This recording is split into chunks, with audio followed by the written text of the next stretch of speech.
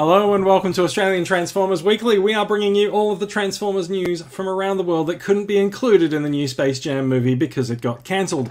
This is episode 231. We are recording live on Saturday this week, March 27th, 2021. This week we'll be talking about Kingdom Rodimus Prime, Kingdom Galvatron, Masterpiece Skids, and a surprising new friend he's bringing along for the ride, and some new news on the Transformers film series. All that and more is coming up in this week's episode.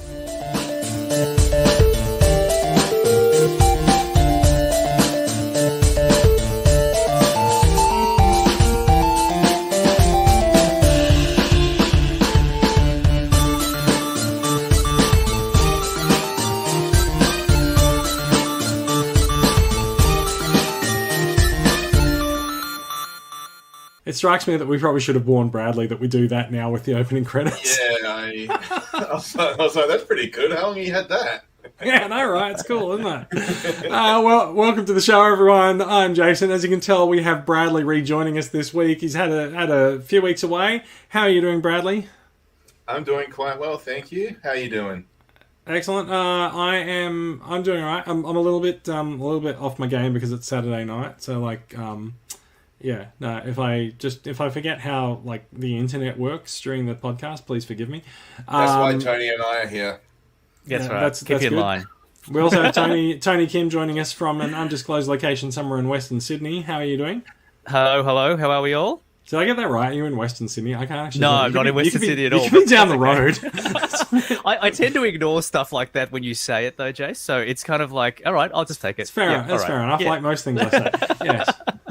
Let's run with Western Sydney. Yeah, I'd like just why not? Yeah, fine. That's right. Yeah. I can already feel the vibe of this episode is very Saturday night. It's a bit looser, a little bit freer. A little bit more sort of cash. You know what I mean? Yeah. Saturday night. Okay, that was terrible. It's karaoke. Yes, sorry, I'm just checking. Yes, everyone viewing on the Facebook page has just switched off the stream. So yes. All one of them, yes. We've done well. And that was Jason that was watching it.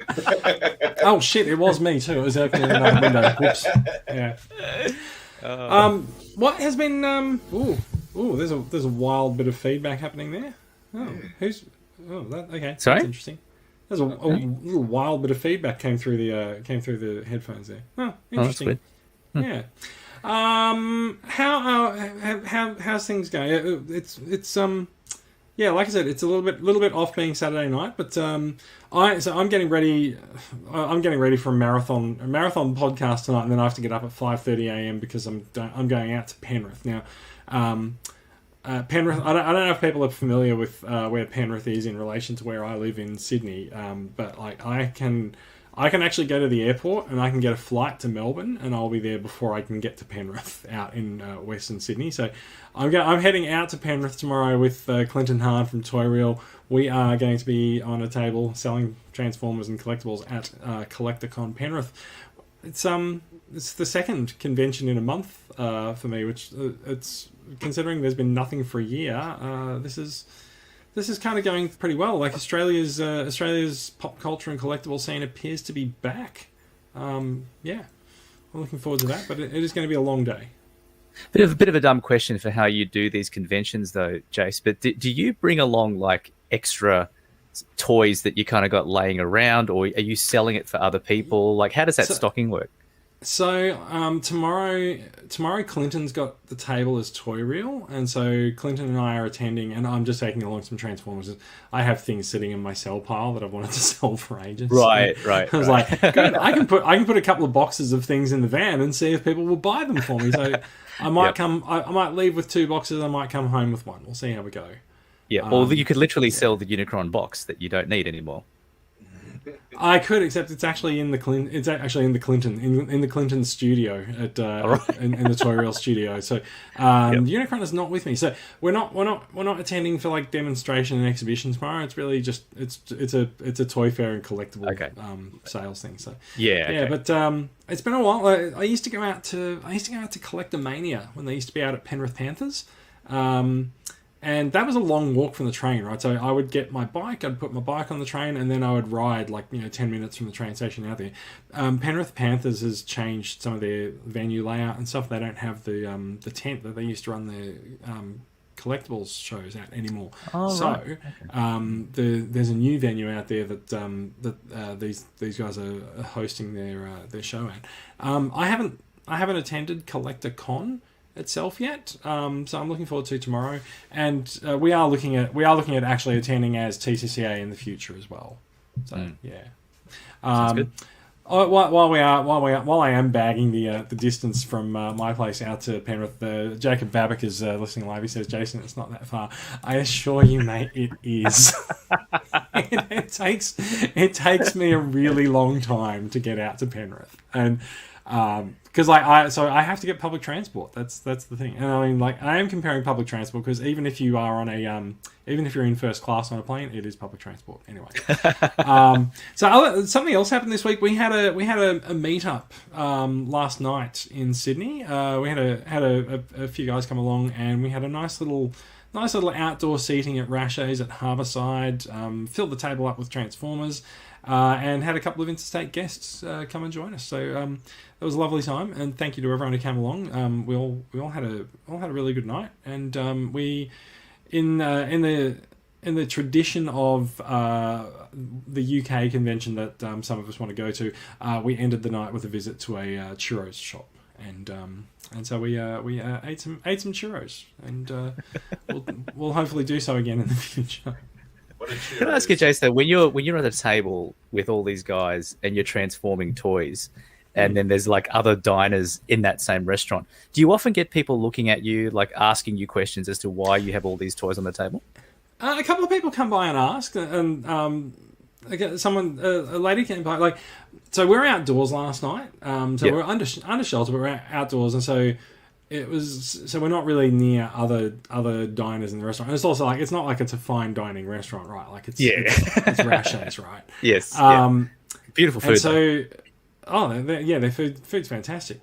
So there was a point last night. I won't go naming names. There was a point last night that, on reflection, I'm really amused by this. This bloke came walking down the stairs. We're at Harbourside, so we're in the outdoor area where people walk into the shopping centre. And this guy walked past with his mates, and he sort of craned his neck, had a bit of a look at the things, and then he stood about sort of 10 metres back from the table, and he put his phone up and he took a photo of us all. And I was we expect a bit of attention when we have a table full of Transformers, but also it's like when you go to a convention, right? Cosplay is not consent. You're not just allowed to just randomly take photos of people. And so one of the guys at our table stood up and he's just gone, "Oh mate, did you get a good photo? You can come back and take another photo if you want. We'll pose for you or something." And the guy was just sort of and sort of went in. And so he was also eating at Rashay's, and so we didn't leave it at that. He went over to the guy's table and then sort of went, "Hey mate," and took a selfie with him. And the guy was like, "What? Why'd you do that for?" He's like, "Oh, I thought that's what we were doing, taking photos of each other." "Oh, never mind." And he's walked off. And the guy was just the guy didn't actually react, but his mates had a bit of a laugh. So his mates knew that he got. So yeah. Like I said, I won't name names, but I was a little bit nervous that this was going on, but then it all worked out in a fairly fun, amicable fashion. So yeah. Anyway, look, that's stories of us taking Transformers out. We do tend to do this a lot. Usually meetups in Sydney are either organised by TCCA or by Transformers Down Under.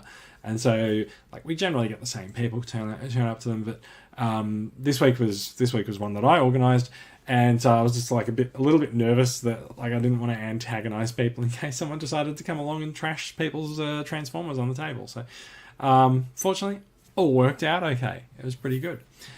So yeah. Without further ado, we've been gas bagging for about 10 minutes. I know I said a couple of weeks ago that Oz Comic Con we wouldn't need to talk about for very long, and then we talked about it for half an hour. We've had a couple of meetups. We don't need to talk about them for more than the 10 minutes that we're on. I think we should start talking about some actual Transformers news. Who's with me? Let's do it. Yeah, I need to wake up from that previous gas bagging. Yeah, no, fair enough too. Fair enough. The live viewer count dropped off while we were talking about it. We've been missing. I think you mean they nodded off. I didn't see anyone nod, but I didn't see anyone shake their head either. So we've been missing your honesty, Bradley. That's why we have. We're going to move swiftly on and get to the news. Straight into news. Hasbro news. That will take us into some news.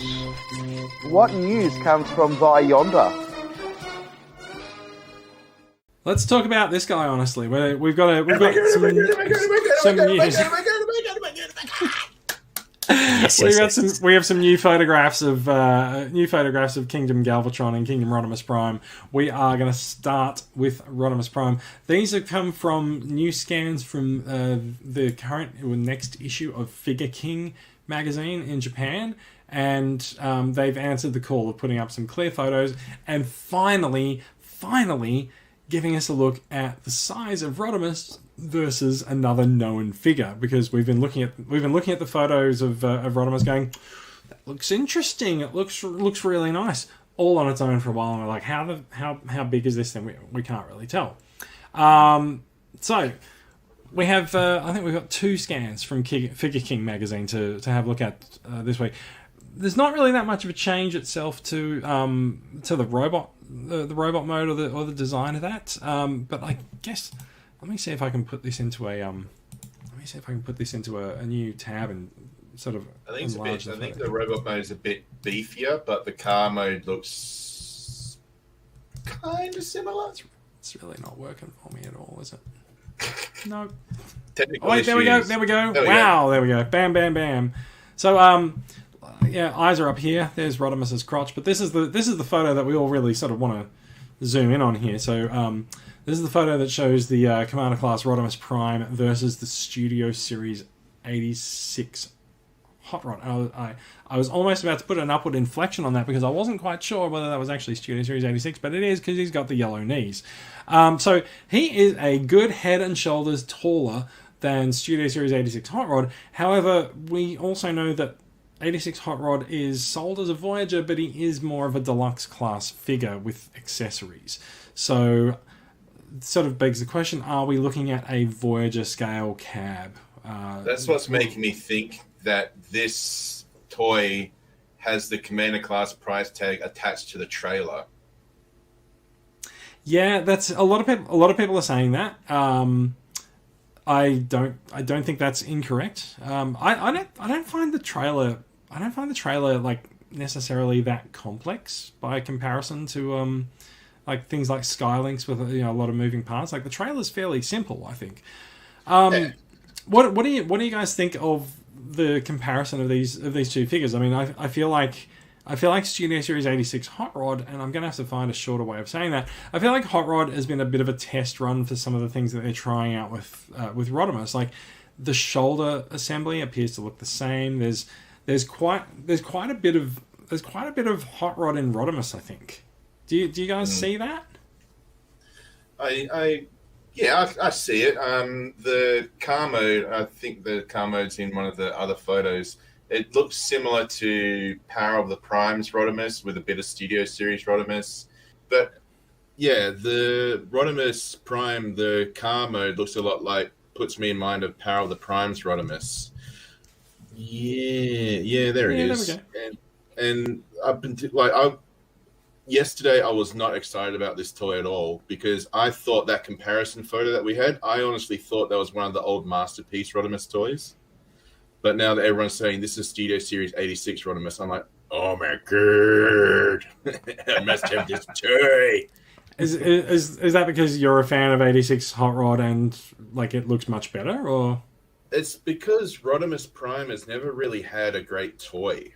Like the G1 Rodimus Prime was just him lying on his side, but this just completely blows everything away. This actually looks pretty good. I think it's the first Rodimus Prime we've had since G1 that's actually got the trailer and the interaction, and I'm very excited about it.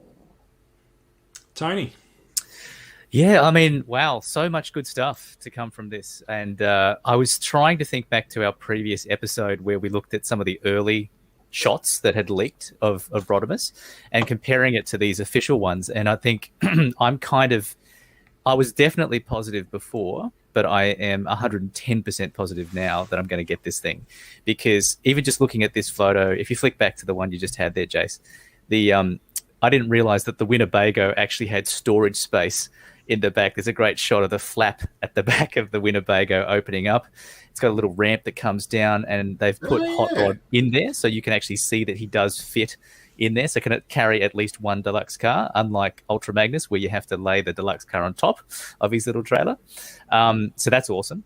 And then when I looked at the one of the major nitpicks I had about the Winnebago was in the bottom right-hand corner of this photo, you can see that the the exhaust pipes don't join. Now, it still looks ridiculous, but it looks less ridiculous for some reason in the way that this photo is shot. And I'm kind of inclined to like it a little more. Do you sort of not notice it in this shot? Yeah, that's right. I notice it a lot less. Do you think they lined up this shot directly on the fin so that you wouldn't notice it as much? An optical the illusion sort of bleeds into the flame paint, so you don't really notice it. That's a good point. Yeah, and then Jace, if you go back to the previous photo, there was one other thing I wanted to comment on. So, or two things. I remember last week or the week before, I commented on Rodimus's face looking a little bit like Steve Tyler from Aerosmith. I kind of take that back now because this photo... now he looks like someone from the Rolling Stones. He looks like Helen Mirren for some reason. But the comparison shot in the bottom left was just... When I saw that, I was like, wow. Because for so many reasons, but the face didn't... It makes sense because he's more weathered as a leader, and he's mature. Exactly. Thanks, Brad. So and then the other thing is that there's a photo that's not on this screen that's doing the rounds of which I put in the Messenger group, but there's a size comparison of Hot Rod against Earthrise Prime, and they've lined the hot rods together so you can see where Prime stands relative to Rodimus.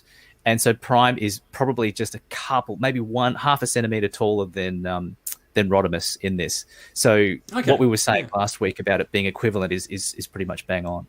So the size is awesome. Now, is it Commander class? Definitely not. But as to Bradley's point, it's the trailer that you're paying for. And then the other thing I noticed on this photo is that there's the you can clearly see the finger articulation in Rodimus' hands, which will allow him to point. Because there's 4 fingers stuck together, and then there's the index finger, which can clearly stand out from the others. So that's going to be quite cool when you want to pose it. I'm just wondering if they're going to be having like the Jetfire thing again, where you close the fist and then that peg hole comes out. I haven't seen that done on any other figure. No, neither have I. But Commander class, maybe a feature. Yeah, if you look at his right hand though, you can see that there's no big figure though. Yeah. Like I said, they haven't done it again, but yeah. Yeah, but this is going to be awesome. This is going to be really good. It's going to be really good having Rodimus Major and Rodimus Prime on the same shelf without them having to be the same toy like they were with Power of the Primes Rodimus. Right.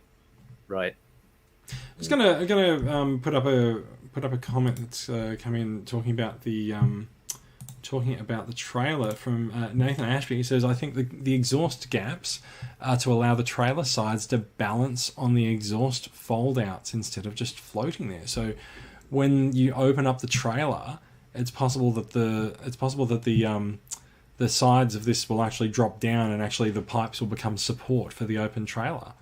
And you can sort of see that there is a hinge on the top of it. I think he could be onto something there. Yeah. I'm not sure I understand that point, Jason. So when the trailer is open, as in like the configuration at the top left and right, something has to support the open parts of it. Otherwise, it just flops open and down. Oh, right, got it. So it looks like there's a hinge there that possibly allows you to use part of the piping work as support for the open trailer. It is.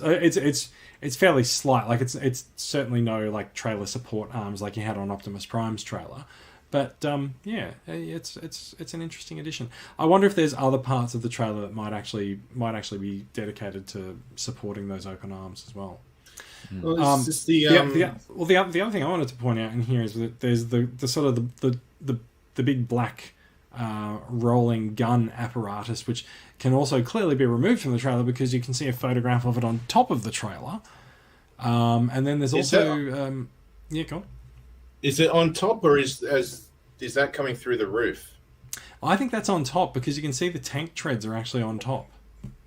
Yeah. Oh yeah. Yeah. So yeah, I think the whole thing is actually mobile. I think. Yeah. That's probably the only part of this photo collage that it's slightly on the nose for me, and ever so slightly, is that you're stacking that black thing on top of the Winnebago, which is already big enough. You know, it's like I thought you guys said they've got to justify that commander class size somehow. Sorry, I just took that comment off there. Someone also asked, were his legs always black? That's a good question.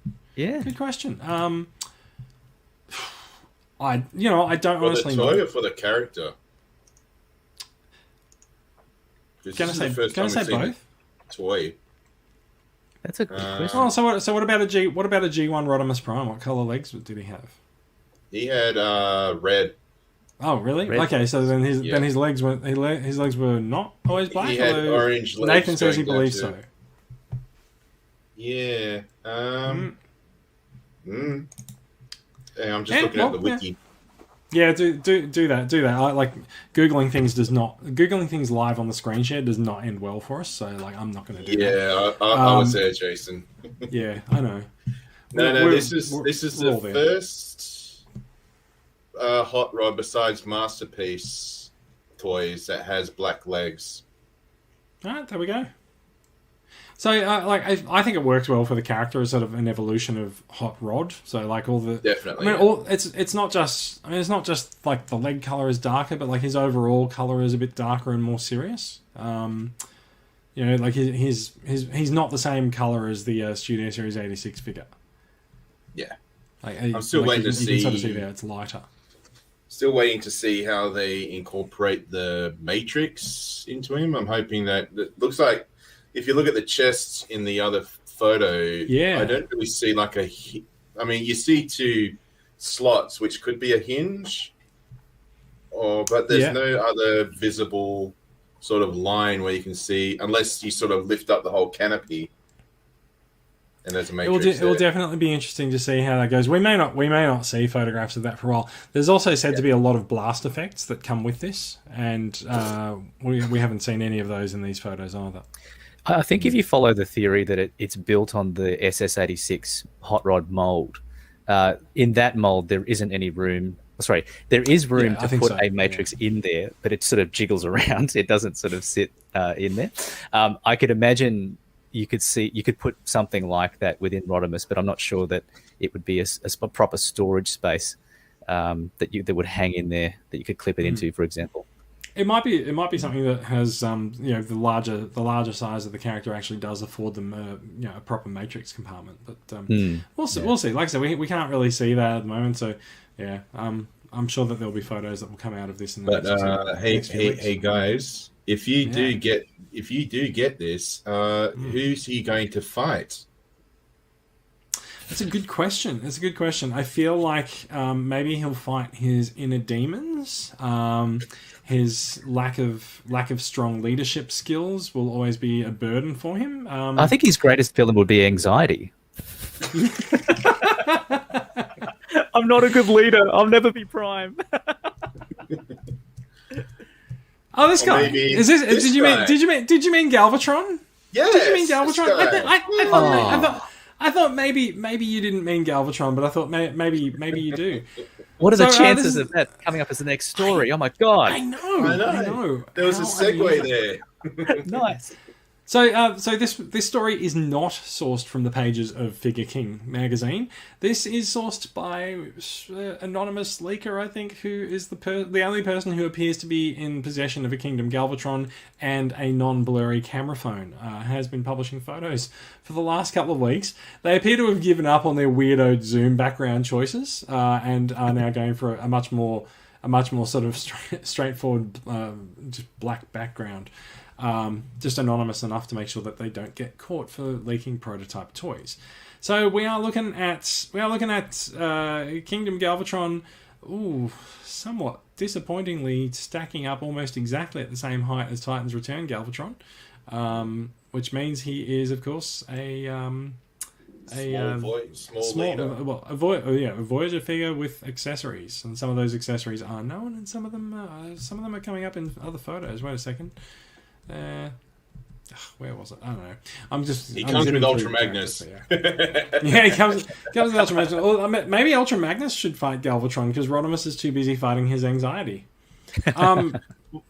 Let's go back just to sort of a much more head-on shot of Galvatron. Like, this guy looks pretty consistent to me to his appearance in the Netflix cartoon. It's almost as if perhaps they may have had advance information on how he looks. I don't know. He also, I'm going to go back to that comparison photo. He really doesn't look a million miles removed from Titan's Return Galvatron. I'm sorry. Like, he really... Well, they almost hit the nail on the head with Galvatron. The only two things that were bad about it was, one, it was a triple changer, and two, it had that Titan Master gimmick. Yes. But this new toy removes both of those problems. Yeah. So I'm thinking they could be onto a winner. Yeah, I'm wondering, Jace, whether you and I are looking at the same photo here, because I can see a lot of difference between this Galvatron and that. There's definitely differences. But I mean, look, the other question is, how different can a Galvatron be, right? Like the Galvatron's always going to have like a particular chest design and stuff. But yeah, I don't know. I don't think they transform the same way. Very likely not. No. But goodness me, the Kingdom one looks so much better than the Titan's Return one. He does. Particularly, and as Bradley said, when you take away that little face mask that the Titan's Return had, it just looks a lot better. But also just how barrel-chested Kingdom Galvatron looks like. He's a chonky boy. He's the width of his chest. A lot of people seem to be quite upset by this, though. I'm not upset by it. I love it. I think it's great. So a lot of people seem to be. I don't really understand. Like, I feel like Galvatron is always meant to be sort of like this brute that really almost can't contain his own strength, and so that's pretty much the design that you would expect for this guy. Like, he's bulked up. He didn't skip any day at the gym. It's weird though, these people that think Galvatron, this toy looks too barrel-chested. Have you seen a G1 Galvatron toy? It is literally a barrel. Well, he's not really meant to look like the G1 figure, but yeah. I think we can all agree that we are in favour of Kingdom Galvatron, including commenters on the live stream. Looks so good. Someone's commented. I think they're talking about you, Jason. I think they could have made that comment any week. Like, it's clearly you because you're back this week. Are you guys aware of like the controversy that's been going around over the quality of the photographs that have been leaked for Galvatron? Yes. I only knew that people were a bit upset about the scuffy paint. I didn't know there was a controversy. Oh, it's been really weird. People have been complaining about the angles from which the toy's photographed. I'm like, I don't understand why the angle is like a cause of discussion or a cause of concern. Like, it's a leaked toy photo; they're never perfect. Maybe it's just because this person is actually trying to put some dynamic poses and stuff into their photography. Also, I'll just point out the photo that we have up here very clearly shows that his hand is molded. So, it was Rodimus that we were talking about the possible hand gimmick on. But this guy doesn't appear to have much of an opening hand. Can I add some information onto that controversy that you mentioned, Jace? Go on, yeah, please. I think it's photo 7 that you had. If you scroll forward in the list of photos that you had, This one? Yeah, that one. Yeah. This is the photo I think that's created the controversy. And if you look at his legs, they look quite short. And I think that's why. But it's also in proportion to the barrel chest, right?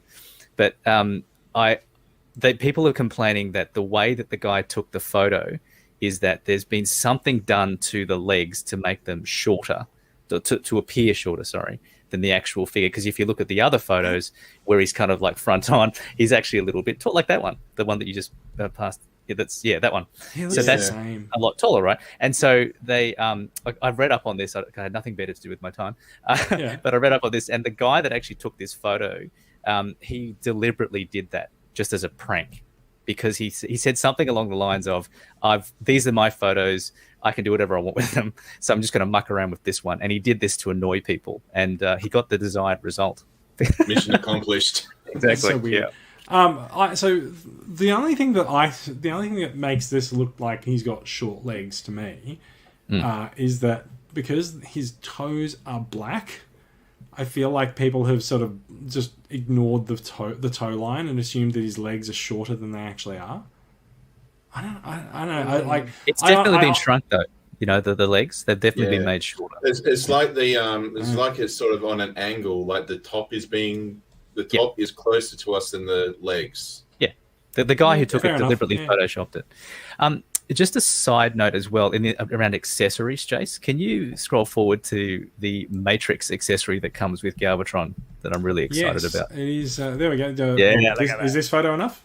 That's perfect. Yes. Yeah. Look at this guy. He's like a rapper or some sort. He's got a bit of bling here because he's got a fantastic chain around his neck that's holding the old Matrix. I hear that you can actually swap the Matrix for a clock if you are. Notorious Galvatron. That's right. But this is going to be great. It's going to be great. I love it. So not sure if you're aware, the chain that holds the Matrix around the neck is actually molded in that shape. It is not actually a chain. It is a piece of plastic that looks like a chain. Oh, is that right? Yeah. I was like, there's just a stunned silence there, and I'm going to bring up this photo because there you go. You can see it. Yeah. Oh, it's molded as a chain. Okay, right. No, I didn't even notice that. Okay. Yeah. That doesn't change the enthusiasm. It's still there. No. Yeah. I think it looks pretty good. So someone said wanting to see a shot of it next to the recent G1 Megs. Which is the recent G1 Megs? Do you mean the War for Cybertron one that there's a photo of? Yeah, with the picture with him Siege. wearing the chain. If you go back one photo, there's a Siege Megatron next to him. Oh, I don't think we're at that point in there, but Oh no, you scrolled We past passed it before. yeah. Wait, I'm gonna need to. Is there a photo of this with Megatron? Is it a G1 Megatron? Yeah, there was. Keep going. No, the Siege, that one. Yep, stop. Number 10. This one. So by G1 Megatron, you mean Siege Megatron? Yeah. Oh, it's Megatron So, yeah. in a G1-ish style. So if that's the case, then yeah, so he's a little bit larger than a Voyager, a normal Voyager. So fair enough.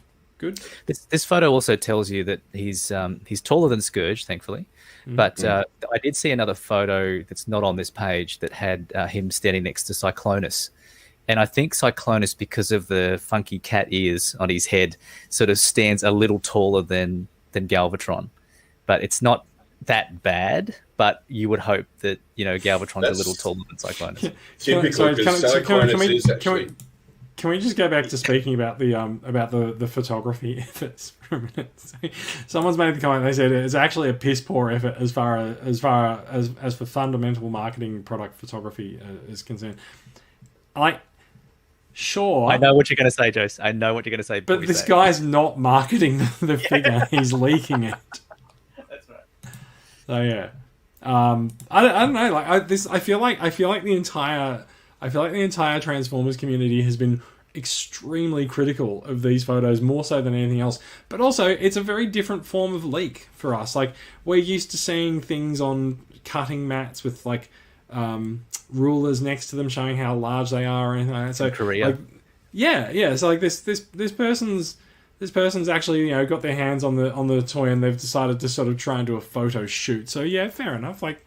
they can certainly be criticised on that front. But yeah, I just do think it's a little bit funny. Like everyone's a photography critic suddenly. So yeah. Could you imagine if we were Star Wars fans though? How rapidly people would crawl over the photos and then rip each other apart because the photos didn't look correct. I feel like we're a little calmer. We still have outrage as Transformers fans, but we're a little calmer than other fandoms. This is true. Look, so I think the verdict appears to be unanimous amongst the three of us. Galvatron. Wait, what is going on with that photo? Okay, Galvatron must buy. So in fact, let's put it this way, guys: is Kingdom Galvatron a great Kingdom figure or the greatest Kingdom figure? I'll go with great. Ooh, yeah, I'll have to go great as well. Holding reservation for Rodimus Prime. Oh, okay, no, fair enough. I mean, like, I don't like to speak in absolutes, so fair enough. Yeah. And my Ultra Magnus is still staring at me, and I'm really enjoying that figure. Fair so enough. I can't say it's the greatest. I was just looking at cartoon pictures from the G1 cartoon, and Cyclonus actually is a little bit taller than Galvatron. Is he really? Wow. Okay. He's slender, but a little bit taller. Yeah. Cool. All right. Well, they've got it in scale then. So that's good. Short little note as well. The person who's taken these photos has also like done some like versus photos and stuff, and like I think they've done a pretty good job of posing up the photos, posing up the characters and stuff. It's all right. Yeah. It's a pity you Autobots die so easily. Apparently it is. Oh, and we haven't actually had a photo of him in his space cannon mode. So here we go. There's a couple of things to note that are different here than some of the previous things that we'd seen. So it looks like the arm attachment for his gun cannon does not need to sit in the mouth of his cannon mode. So that's a good plus. I don't know where it goes, but that's nice. Tank treads look like the tank treads have ankle tilts on them, so that's pretty fun as well. What else do you guys see in here that's of note? I don't know if there's more here. Yeah, I was just going to say the tank treads to me I hadn't realized, but obviously it sits under his forearms, and it hadn't actually bothered me in bot mode, but I really notice it now. He's got to have it, right? That's part of the figure. I get that, but I'm just sort of staring at them now, going, I wonder how much of that's going to annoy me in real life when I see it in bot mode again.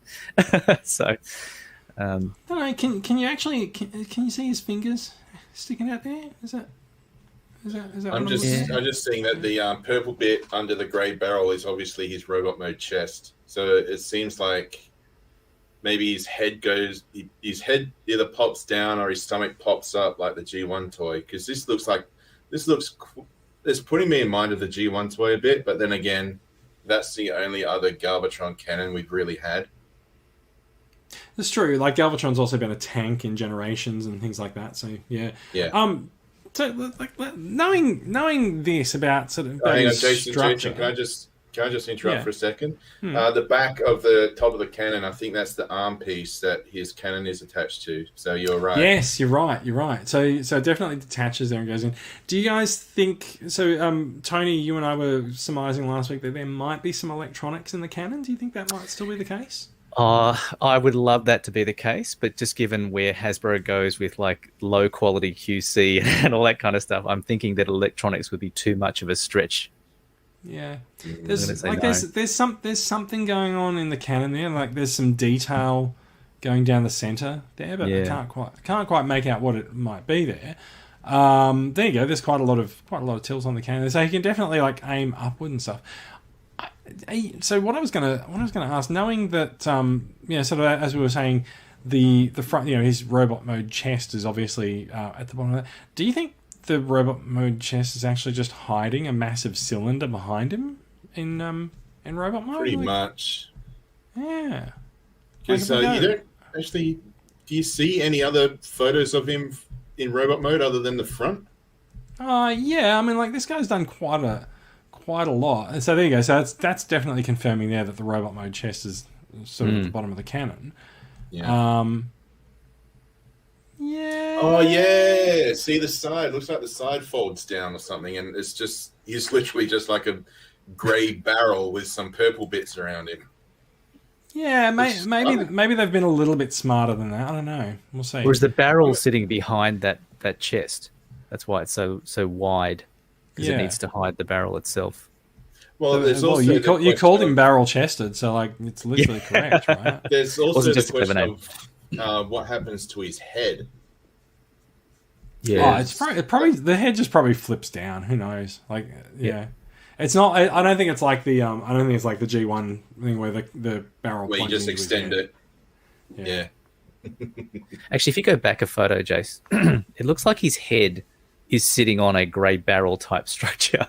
It does, doesn't it? Yeah. I wonder if the barrel collapses in some way. Like that might actually justify the sort of the leader engineering there. I don't know. We'll find out. So like there's there's clearly some interesting wacky transformation. Like, you know, Hasbro's given this to the boffins at Hasbro HQ to design. This is one of the reasons I asked about the circuitry is if you look in the cannon, there's a sort of a lighter part of the cannon there. I was wondering if that might have been a hint that maybe there is some circuitry in there. The two questions on that though, right? So the obvious questions would be where's the button to push it to make the sound, and then or the light, and then also where do you put the battery? If that cannon is detached. It could just be button batteries lined up in the back of it. Who knows? Right. And like we might be looking at buttons around there. I don't know. Like it's an exciting time. Who knows? Who knows? Galvatron could have an LED in it, folks. Who knows? That would be awesome. So, I just really like the face sculpt because most of the time his crown is portrayed as being 3 spikes, but what it actually is 2 spikes on the side which meet together, and then there's a spike in the back, and that's what we've got here. Notably, this is different to the head sculpt that was presented in the Netflix show.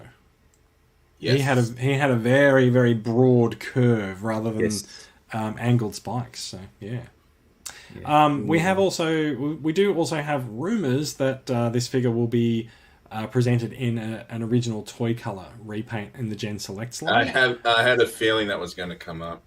I don't have it. I don't have it to hand, but I did see someone on Twitter did a digibash of one of these photos and flip the colors around into. Also, like part of it is like toy accurate. Another one is, and you could also say comic accurate because when he appeared in the Marvel UK comic originally in the 80s, they used the toy color scheme rather than the movie color scheme for him. So he was grey. So like the toy thing could be a comic accurate, and oh my goodness, like this figure in like shades of greys and stuff, it looked amazing. Yeah. Did you see someone did that digibash on Twitter? Where they actually recolored one of these pictures, and it was the G1 original colors, and it. Do you mean the one? Do you mean the one I literally mentioned 2 minutes ago? Yeah, that's right. Yes, that one. I'm just making sure you're on your toes. By the way, at some point this week, I saw a digibash on Twitter of someone had taken one of these photos and turned it into G1 toy / comic accurate. Do you mean the one that I just mentioned a second ago, Jace? Because maybe we just did you see a digibash on Twitter about someone turning this into G1 I saw a digibash digibash on Twitter. Tell me about it. Big news, okay? Tony, why haven't you mentioned this before? I haven't heard of this. I wanted to be a surprise, and here it is, okay? Right. Someone has done a digibash of one of these photos here in original G1 colors. You guys are going to blow your minds when you see it or when you hear about it, which is right now. Jason was just telling me before, actually, about a digibash he saw. What was that, Jason? What? Get out of here. So after all of that, I really wish that we'd put that in the run sheet because then I could show people this digibash instead of talking about it a lot. Can we find it now or not? Oh, you don't want to Google it? If one of you guys finds it for me and sends me the link on Messenger, then I can put it up. And I'm gonna talk amongst ourselves in order to do that. Yeah, I'm gonna leave it at that while someone else does that. But so Bradley, yes, how much in love with Kingdom Galvatron are you on a scale of 1 to like I'm going to have its babies? Considering surgery in order to have its babies, because Galvatron is one of those G1 characters that has not had a very good toy form. Yeah, fair enough too. And yeah, so you mentioned the face sculpt, right? And like you said how good the face sculpt is, but we haven't really spoken about it directly that much. And it is on screen at the moment, and goodness me, it looks grand, doesn't it? He's even got the little angry chin piece. Yeah. Yeah, right. The question though is, when he's on your shelf, whose voice is he going to have? Leonard Nimoy's or Frank Welker's? Actually, it's really interesting, right? Because it's kind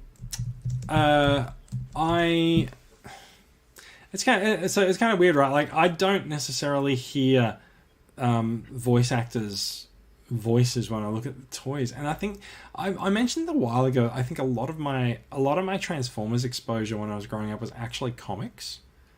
And okay. I tend not to actually read the comics in like in a particular voice. Yeah, I don't know. We'll see. Yeah. That's an interesting background, Jason. I think it explains some of your preferences in terms of toys, because like I grew up on the original cartoon, like the G1 cartoon, and I didn't have any of the comics when I was a kid. And so I tend to, like Bradley, I tend to hear the voices. And in this particular instance, I hear Leonard Nimoy all the time. Yeah. I was going to try and swap this in. There we go. Thank you. I put up my own messenger app, so like this might not go well, but so we did. Hey, see Jace, this... did you know that there's a digibash of Galvatron, and it's done in like the original G1? They took this one and they made it look like the cartoon. Yeah. Wow. Are you saying that that's what I'm looking at? A digibash? It's a digibash. Oh my god! I thought this is. Doesn't it look great? Yeah. Doesn't look great? It does. It does look great. No, it does look fantastic. The colours on yellow eyes. Yes, yeah, they've done a fantastic job with the eyes. When this does actually come out for reals, though, I sort of question whether or not they will actually give him a shiny face. Like I don't think there'll be shiny pieces on it, but I don't know. There were a few shiny bits on the G1 toy. So what's ended up happening here is that they've sort of gone like, well, the 4 red squares and the like the abs cavity, they've become shiny in this digibash. So I don't know if that's really going to be the case.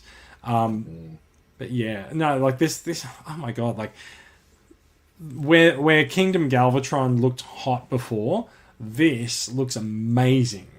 And because Galvatron is actually one of the characters that I had when it was released when I was a kid. Like I got it that year for Christmas, and like he's been a big part of my collection and like my Transformers fandom ever since. And so like this just like, the nostalgia just flows on this photo.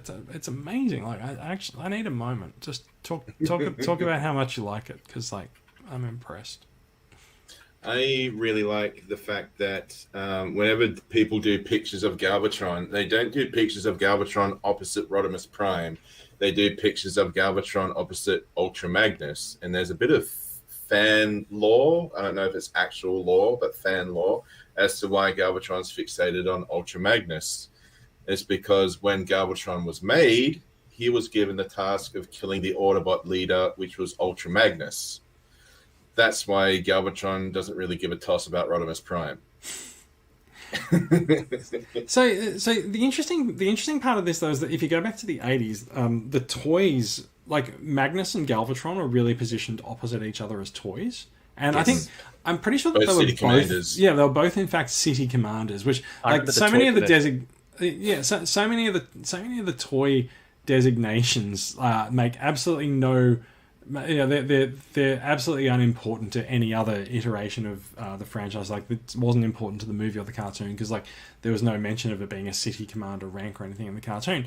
But yeah, so like they were very much positioned opposite each other as city commanders. And you sort of wonder if whoever sort of did that at Hasbro was just like, well, they're both big toys, so blah, whatever. And like they might have had no idea what was going on in the movie. But I don't know. Or maybe they just had foresight to realize that Rodimus Prime would suck. maybe they sabotaged Rodimus Prime. Who knows? But yeah, so Galvatron and Magnus, like there's the iconic moment in the Transformers Marvel UK comics where You see the shot of Ultra Magnus. Ultra Magnus comes back from the future to stop Galvatron, who's come back from the future to do stuff in the 80s as well. And there's that iconic Jeff Senior moment of Magnus in truck mode with Galvatron grabbing into his front window and stuff. And it's just amazing. It's such amazing artwork, and like that's become such an iconic piece of art that I feel like that actually results in Galvatron and Magnus being paired up fairly frequently. I mean, even Hasbro's done it, right? Like Galvatron's a leader class figure, Magnus is a leader class figure, Rodimus is not even in the same size class. No. Like, you know. Can you guys fact check me on this? But in the '86 movie, when Ultra Magnus they're on the planet Junkion, and then Galvatron tracks him down. When they destroy him in the theatrical version of the movie, they just shoot him and he blows up, doesn't he? Into like a million bits. Yeah, but originally it was going to be a lot more brutal. That's what I was going to say, because I remember reading about how he was meant to be drawn and quartered, right? And he was in the comic. Is that true? Okay, I didn't know that. So he was in the comic. There's a number of things about the comic that are weird, right? Like the Matrix is a green cube in the comic. There's this part in like after Magnus is like drawn by the sweeps and up into the sky and pulled apart, Galvatron's just standing there and puts his hand out, and this green cube falls into his hand. He's like, "Well, now I have the Matrix." Yeah. I just imagine, like, at the end of the movie when Galvatron's trying to rip the Matrix open, how he would do that with a green cube. So I think now we're like digging hard into nostalgia. I feel like he still had it attached around his neck as a chain form of something. But I can't remember. I am going to look it up because I'm pretty sure I've got the Marvel movie adaptation not a million miles away from me here, and so I will look it up and I'll post it in our chat. And we'll find. Do you know what's interesting about that? So in the final battle in the inside of Unicron, how does Hot Rod pull the cube apart? Does he? Because there's no finger things from what you're describing. It's just literally a cube. Don't know. It's almost right. Maybe he just touches it. Yeah. Maybe it just cowers in fear from Rodimus. He's like, oh my god, he's gonna infect me with his anxiety. I better open it. We have spent a long time talking about Rodimus and Galvatron. It is time for us. It's because they're awesome.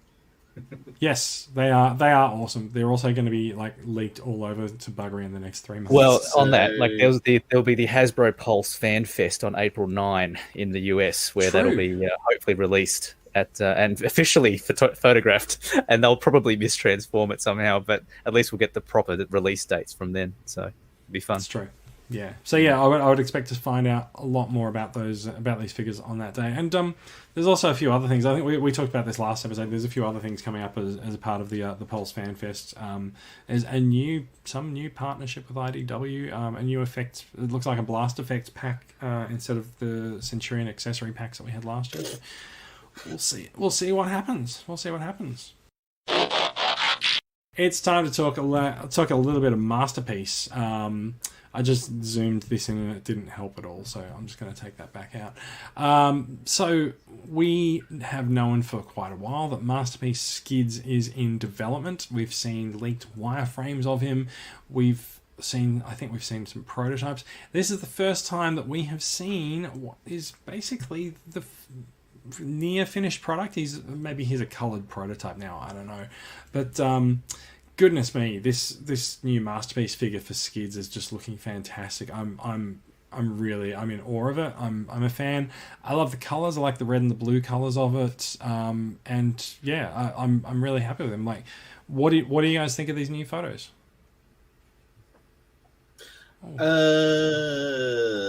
It's Skids. Bradley is, of course, as is traditional, seeing these photos for the first time.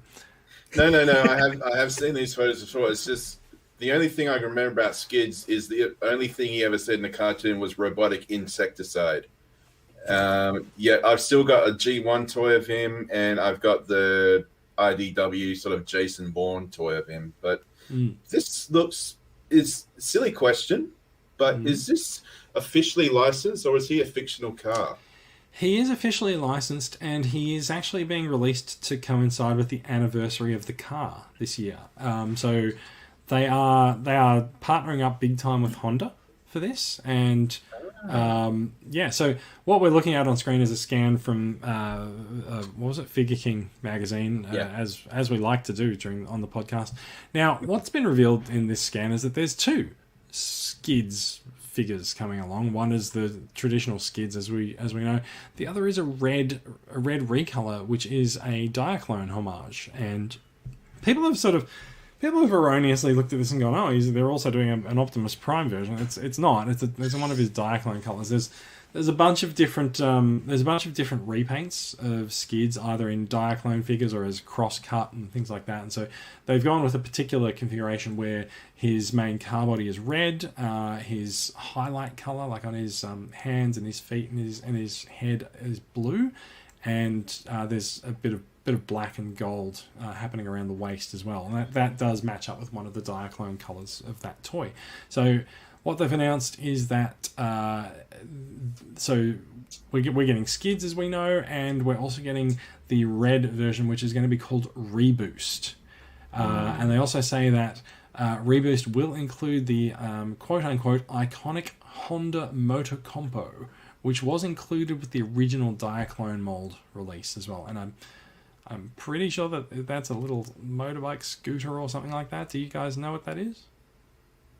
No, it doesn't sound familiar. But so is this, because I thought I saw somewhere that this Reboost was a figure that had never actually been released, but was it released in Diaclone? Yes. So the mold that we know as Skids has had a number of retools and recolors over the years. Either like before Transformers in Diaclone, there were a couple of different red molds there, and this sort of represents one of them, and also as his silver version as crosscut. So this is definitely a Diaclone homage.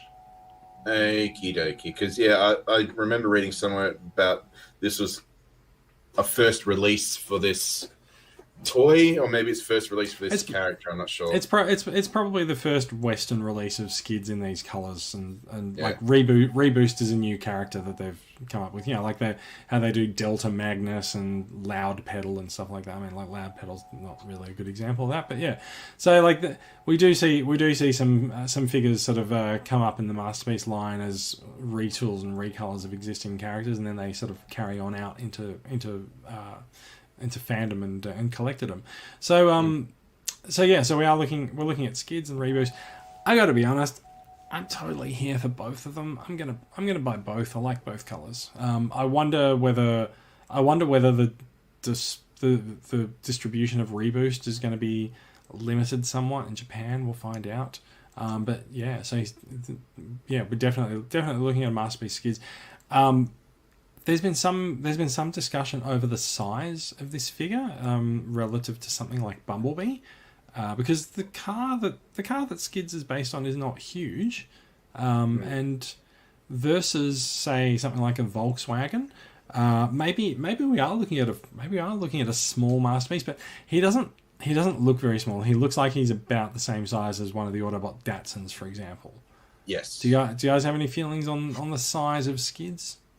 I just have a question though, because you said you're looking forward to getting them. Are you going to be keeping them? Because I know you're a Masterpiece collector, but sometimes you have a Masterpiece toy and then you move it on. How do you feel about these guys? I feel like these guys will stay. I'm probably the masterpieces that I'm looking to sort of move on out of my collection are the things that have been superseded. So like the original Starscream, MP11, like there's MP52 is coming later this year. So like I'm going to put that on my shelf. There's no point me keeping MP11 in a box in my storage cage. So yeah, I don't have any representation of Skids at the moment. I'm going to be happy to get this and put him on my shelf. However, I will also just point out it is yet another Autobot car in a Masterpiece line that is sorely lacking in Decepticon cars. So I don't know, maybe they'll make Reboost a Decepticon. Who knows? Yeah, that's what I was going to ask. Is Reboost a Decepticon, or do the Diaclone homages not have a faction? Interesting question. I don't know. Delta Magnus is an Autobot, so who knows? Okay. I mean, like we sort of assume that whatever Takara's done before is some indication of what they might do in the future, but it's really not. I mean, like Takara could decide today to change course and change whatever the scale or anything for Masterpiece is, and people will be like, oh, but you've done this before, it's different. So, like I don't think it's really worth trying to worry too much about that. But yeah, I don't know. So the one thing I do notice is that Reboost doesn't have a faction logo. Yeah, and also looking at the car and looking at the robot, it looks like there's a lot of folding in order to achieve that long a leg from that short a car. It's very possible, yeah. I don't think there's any particularly great detailed information about transformation for this guy yet. Yeah. Yeah, I mean, look, Takara's been well known for encouraging folding in on pieces with from, like, for example, they sort of throw all the engineering into their masterpieces. Yeah. I mean, like Inferno's ladder managed to hide inside the robot in some kind of like weird sorcery.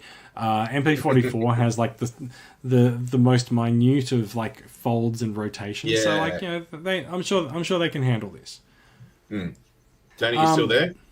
Yeah, no, I'm just thinking about I listened to your conversation because what's interesting to me is that there's a lot of positive buzz about this Skids version for a character that's only appeared in 2 of the G1 cartoon episodes. And you already mentioned one, Bradley, around the Insecticon episode, but I was literally watching the Triple Takeover episode last night, which is the second episode that Skids appeared in, and I think he had one line that was something. It was done by the actor that does the Inferno voice, so it's like that sort of Texan drawl, and it's something like, "Let's get this guy," and they're talking about Blitzwing, and then they proceed to get smashed into 1,000 pieces by Blitzwing through their little gauntlet of pain. But and for a character that is so obscure, I like the fact that Hasbro, or whoever, Takara in this case, I guess, have gone to the effort of linking it to the anniversary of the car itself for a character that is so obscure, but it's still getting positive buzz because people can admire how great the figure looks. And I've got to say, I'm not a Skids fan at all. Hardly even remembered him before this year, but this figure looks amazing, and so does the Diaclone Reboost. So it's and listening to what Jace was saying about wanting to get it, it's like, okay, this is a guy that clearly appreciates a good robot design rather than linking it back to a cartoon or having any kind of nostalgia to it, Jason, look at the feet, look at the red and the blue. Like, that color scheme is fantastic. I was going to say, because you have more of a comic background than Tony and I. Is Skids prevalent in the comics, or is he still as much of a background character as was he in the cartoon? Skids is pretty important in the IDW V1 universe. So, like, the characters... He's like a Jason Bourne, isn't he? Like, he has amnesia? So there's some stuff that goes on around Skids. I'm not going to, like, spoil too much. Please do. Please do. We're not going to read it. That's okay. Seriously. Suffice to say, he's pretty important. Like, there's a massive mystery. One of the core early mysteries around More Than Meets the Eye and Lost Light is a message that says, "Don't let them take Skids." And so, sort of unraveling what that means over the course of More Than Meets the Eye and Lost Light is it's a pretty important thing. And so, so like, the character has enjoyed prevalence over the last few years because of that. But that's sort of, as we sort of get further away from IDW's V1 universe and sort of the way that ended up getting resolved anyway, that sort of is, I guess, more waning now. But also, that was a very different version of Skids anyway. That was much more like the Chug representation of him, with sort of like the pink power lines and stuff around him. This is a very different Skids. But, like, it's a different Skids, but it's still Skids. That's cool. But to me, this doesn't bring to mind his comic, his comic ascendance. This is just a cool G1 character updated. Yeah. Yeah. There we go. That's a no from me. Well, we all know it's a yes from Jason because it's Masterpiece, and he doesn't want to have a gap in his Masterpiece line. I don't know. The gaps in the Masterpiece line are appearing. It's fine. Yeah. So yeah. A small update, and an update from the person who I'm not sure if this came from Figure King magazine or not, but this Japanese text here is apparently when it's translated, it gives a brief commentary. According to TFW, it says it gives a brief commentary about Skids and Reboost, and then in the space of one sentence, it also talks about the fact that there's more Masterpiece figures in the works, including Skyfire, as we might call him, Jetfire, and it also says that Masterpiece Raiden, which is a project that was announced a while ago, end of 2019 apparently, and it was actually mentioned that they will actually be about the size of a Unite Warriors or Combiner Wars combiner. So the Masterpiece, and so this of course has raised questions with people who are like, well, do you mean Computron or do you mean Devastator? Like, there's two different sizes of combiners in Combiner Wars, and like, if you're going to do a Masterpiece Raiden, we would really like it to be the size of Devastator, please, not the size of Superion or Menasor. Yeah, because they haven't done an Autobot Titan class combiner yet, so it'll be nice. Correct. They haven't. Well, it's not going to be this because this is going to be a Masterpiece, but yeah. Yeah, well, I mean, it'll be nice to have a toy of Raiden. He's pronounced in the cartoon, I think. Yeah. Yes, I'm very sorry, but I speak Australian, so when I say it comes up, do you know what? I use the Mortal Kombat pronunciation of the name. He's Raiden to me, and arguably the best Mortal Kombat character as well, by the way. Could be. Are you going to go see the new Mortal Kombat movie? I can't wait. I'm not. I've got my expectations very low, by the way. Yes, fair enough too. I love how like, talk about a segue. I love how the Mortal Kombat movie posters, like they've put out this massive like big. Are these the animated ones you mean? No, the upcoming live action movie. No, as in there's an animated poster, as in it takes like shot of each character and it animates it.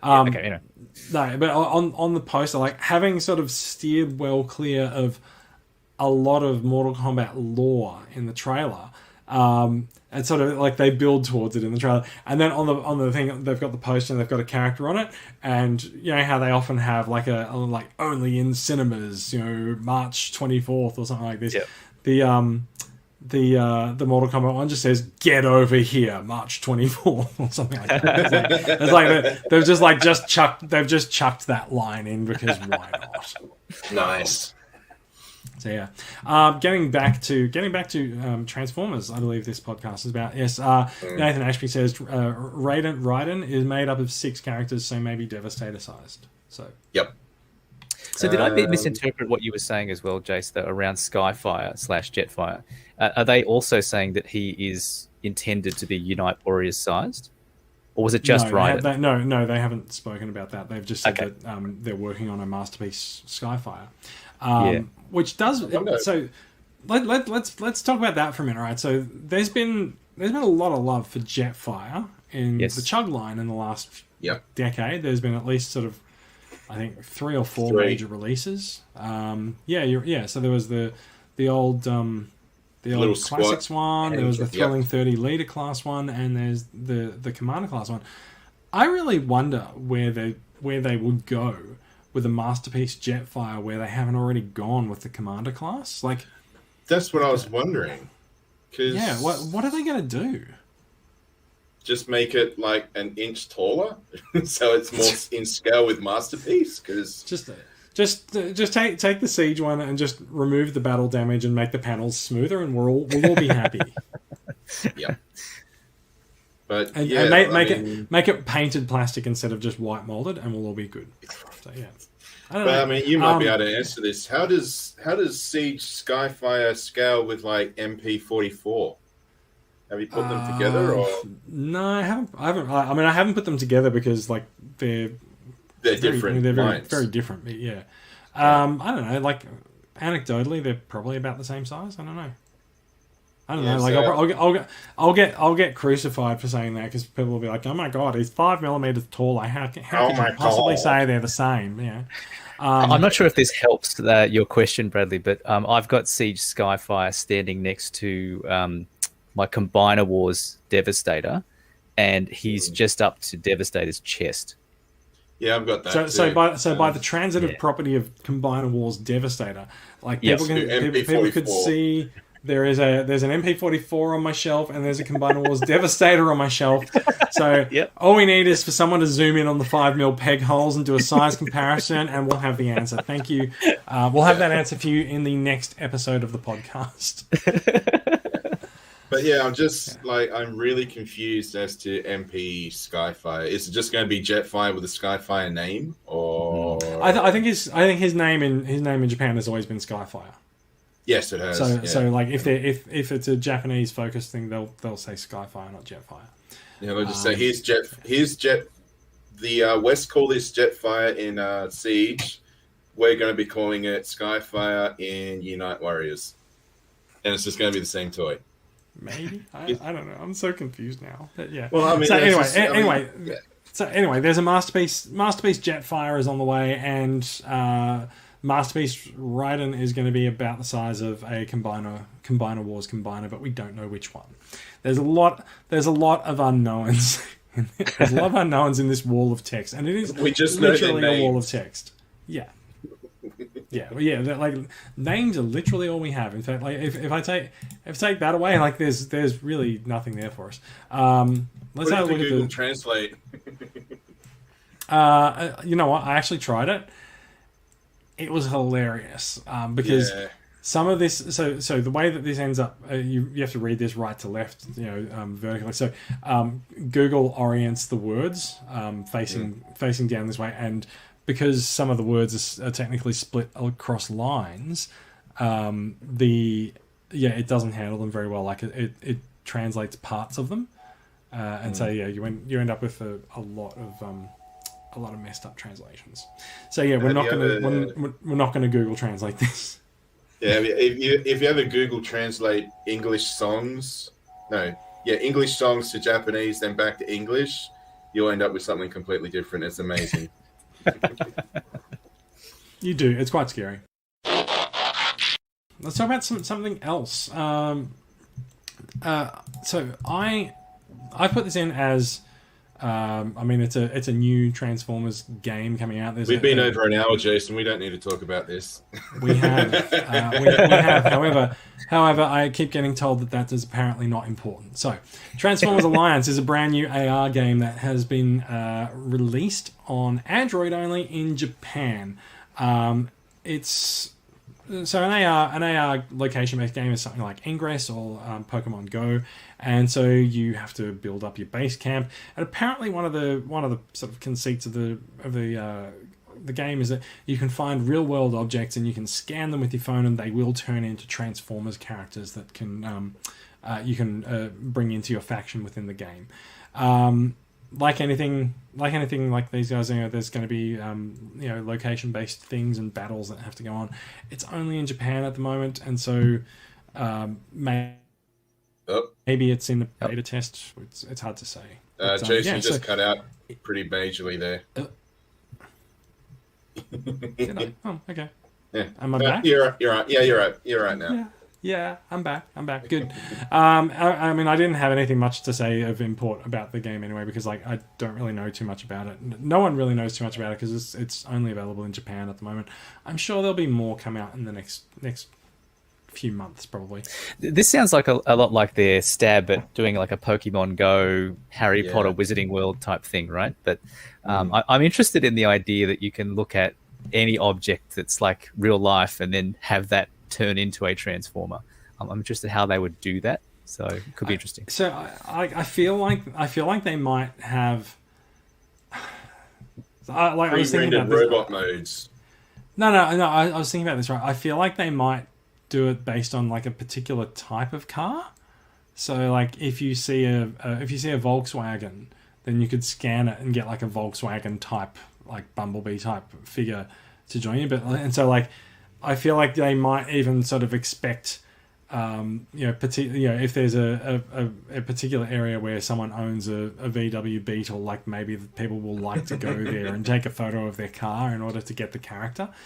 So that's something that happened a lot with Pokemon Go because of raid portals and rare Pokemon appearing in particular places. So I kind of feel like it's not going to be like scan a car and it becomes a character. It might be like, scan a Lamborghini Countach and you'll get something. But if you scan a Ford Laser, you might not get much. How many Lamborghini Countaches are going to be in your area? Car spotting or something. Mate, you have no idea what's in my garage in this apartment block. Like, my apartment block has so many fucking Audi R8s and BMW like things in my basement. Like I think in order to get out of my car park, I think I have to go past at least $10 million worth of cars. It's amazing. Yeah, I could probably win the entire game by just scanning cars in my garage. I don't know. Let's find out. But yeah, so I feel like they might do particular object recognition on particular types of cars. But who knows? Who knows? I'm sure if this is something that is going to go wider than Japan, like I'm sure we'll find out about it all in good time. Like this feels like it's a test market. It's only on Android and it's only in Japan at the moment, so it feels very much like it's being tested.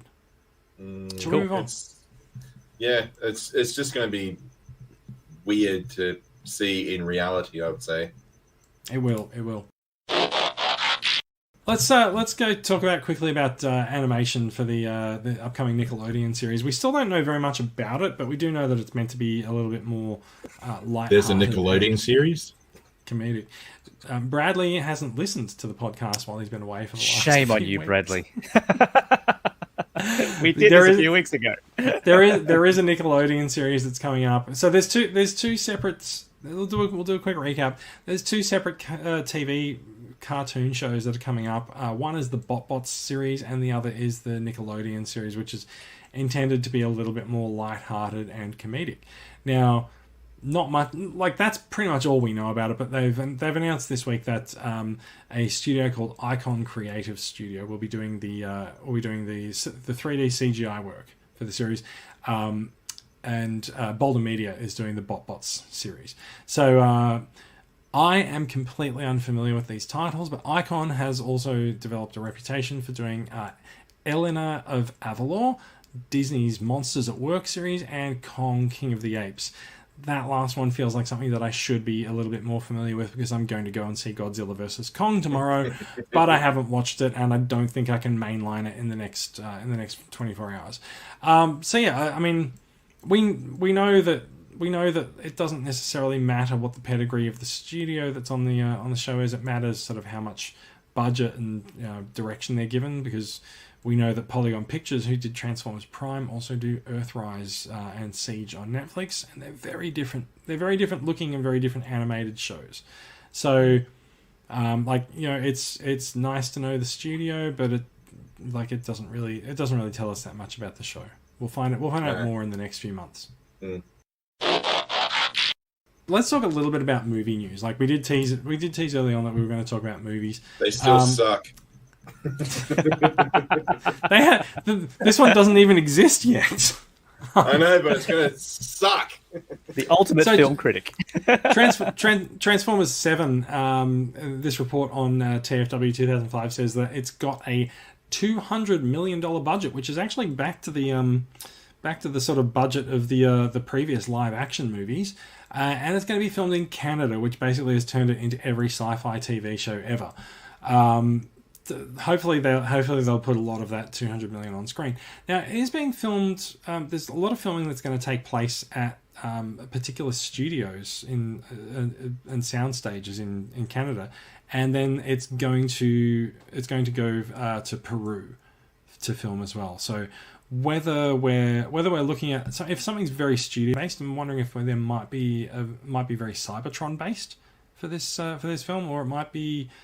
It's possible that the Peru stuff is possibly going to be maybe prehistoric. Maybe this is part of the Beast Alliance stuff that we've heard is coming out. But I do find the budget is quite interesting, and I feel like we still don't necessarily know what is happening in terms of the actual movie. Is this set in the sort of existing live action movie continuity? Is it going to be a sequel to Bumblebee, or is it going to be something new? It's not entirely clear. Yeah, I guess that's what makes me a little bit nervous about it all as well. You know, Yeah. I'm really pleased that they're announcing all these things and these properties, and they're trying to, you know, expand the life of the overall brand. But just the little bits of information that we get, they're never really giving me much confidence that this is going to be a turnaround from the Bayverse. I find it interesting. Let's talk about the other news that's come out as well, right? So this was last week. There was something came up that said futuristic vehicle concept artists have been hired for Transformers 7. So Transformers 7 is the movie that's been given a $200 million budget and will shoot in Canada. We know a lot of it's going to be shot on a soundstage, which is why I feel like it might be very Cybertron based or something. I feel like there's a reason it's going to be shot a lot in the studio. And they're saying, I've highlighted here, the artists in question have previously worked on both land and air vehicles that do not exist in real life, talking things like Star Wars, Marvel, and the upcoming Suicide Squad movie from James Gunn. So, like, there's definitely going to be some off-world vehicle designs that's going to happen, right?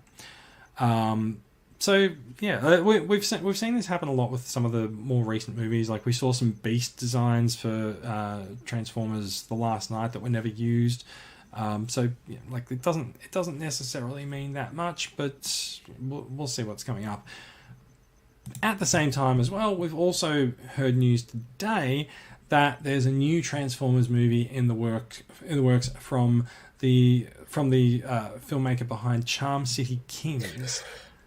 Now, I'm completely unfamiliar with Charm City Kings. However, I do know from other reports that it's the showrunner behind Marvel's the Marvel Defenders series on Netflix, which was, if you recall, back a few years ago when Netflix dove into Marvel headfirst, they brought up their 4 franchises and then they used Defenders as their big crossover series. So they had all the characters come together, and so like you're talking about juggling quite a lot of inputs and a lot of stars, and yeah. So do you think this sort of answers our prayers of someone competent being given control of the Transformers franchise, or do we really just want it to go back to Travis Knight? I want you to take a close look at the photo of the guy on the right. And go on. I'm curious. I'm curious. I mean, I'm not one to judge a book by its cover, but I am wondering when they hired Ali G to direct this new Transformers you were going to go there. It's just, I mean, okay, all right, give him a go. I've never seen. Is it because I use black? But you know, the Charm City Kings sort of thing. I've never seen it like you, Jace. I don't know what it means. I'm not familiar with it as well. Yeah. What I do find interesting about this though is that we've heard twice in the last 6 months of them bringing in new people to hand the Transformers franchise to. And so someone in the comments earlier tonight on the live stream said that there's 4 new movies in development, and that sounds about right. Like so we've heard that there's a Bumblebee sequel. We've heard that Transformers 7 is also happening, and whether that's actually a sequel to The Last Night or something, we don't know. We've also heard this rumor of Beast Alliance, and then there's also this one that's come out today saying there's a new Transformers movie in the works. So like, I think the last time we heard that there were two movies coming into life simultaneously, we assumed that one of them would be killed and one of them would survive. But now there's 4. What the hell is going on? And the thing that I notice about this is that the people that they're handing these films to, they're not necessarily film directors. A lot of them come from TV, and I mean, like I say TV, but like Marvel's Defenders thing on Netflix is a TV series. I'm absolutely completely unfamiliar with Charm City Kings. I don't know if it's a film or if it's a series. Someone Google it and explain it to me, please. Yeah, so they're saying that Marco Ramirez, who's the gentleman in question, is going to write the script for the new movie. Don't know whether he's going to direct it, but yeah. So it's really not clear whether this is one of the existing projects and they've just attached a writer, or if this is yet another project that's going to be boiling away in the background. Would you like the brief synopsis of Charm City Kings? Hit me with the Charm City Kings in 20 seconds. All right, it's a movie from last year, 2020, and the synopsis is 14-year-old Mouse desperately wants to join the Midnight Clique, an infamous group of Baltimore dirt bike riders who rule the summertime streets. All right. That's it. Wow. So it's Transformers we can expect, meets The Wire, meets BMX. I was going to say meets Fast and the Furious, but yeah. So yeah, so maybe RC will be an important character in the movie. Who knows? There we go. So Nathan Ashby points out that a lot of directors get their start in directing music videos and TV episodes. Let's not forget Michael Bay came from advertising. So yeah, and he stayed in there. He hasn't made any movies. He's just made very long commercials. So I guess my point is that I find it interesting that they're not going to established filmmakers to direct these. And someone made the point when they previously announced the guy who's going to be doing the Bumblebee sequel that the studio probably wants someone that they can bully.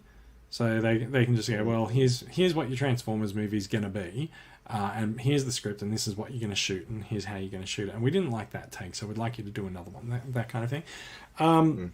Maybe there's some truth there. I don't know. But yeah, we'll see what happens. I'm just finding it interesting that they're saying there are 4 projects in development, but we all know there's a long